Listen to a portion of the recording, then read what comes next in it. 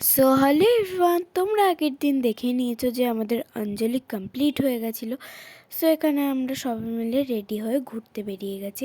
আর ফার্স্টে গেছিলাম আমাদের বাড়ির পাশের একটা স্কুলে, রক্তরবি স্কুল।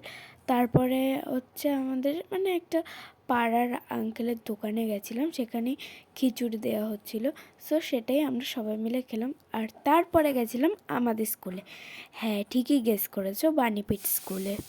আমার বাড়ির থেকে যেহেতু আগের স্কুলটা প্রফুল্লনগর নার্সারি অ্যান্ড কেজি স্কুলটা অনেকটাই ডিস্টেন্সে পড়ে, তাই জন্য না ওই স্কুলে আমার কোনোবারই যাওয়া হয় না। আর আমাদের স্কুলটা দেখো কি সুন্দর করে ডেকোরেট করেছে।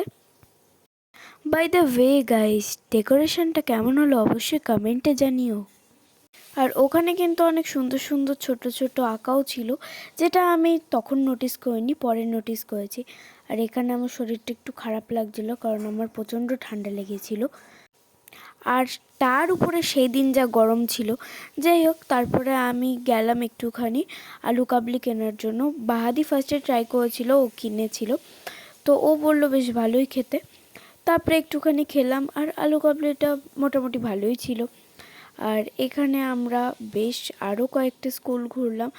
আর লাস্ট গেলাম হচ্ছে এই বিদ্যাসাগর স্কুলটাতে। কি জানো তো, এই স্কুলটাতে আমি এর আগেও এসেছি নাচের পরীক্ষা দেওয়ার জন্য। তখন অবশ্য খুব ছোট ছিলাম, 2020 সালে মনে হয় এসেছিলাম, যতদূর মনে হয়। আর আমি কিন্তু তখন থার্ডও হয়েছিলাম। আর এই দেখো, এই স্কুলটাকেও কিন্তু বেশ সুন্দর করে সাজিয়েছে সিম্পলের মধ্যে। আর তারপরে আমরা গেছিলাম বাহাদির মামাবাড়ি।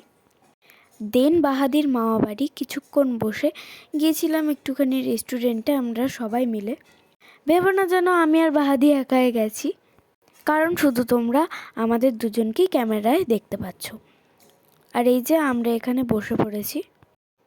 আর ব্যাস, এখানে সবার গল্প শুরু হয়ে গেছে। আর এই দেখো, খাবারও দিয়েছে। So tata.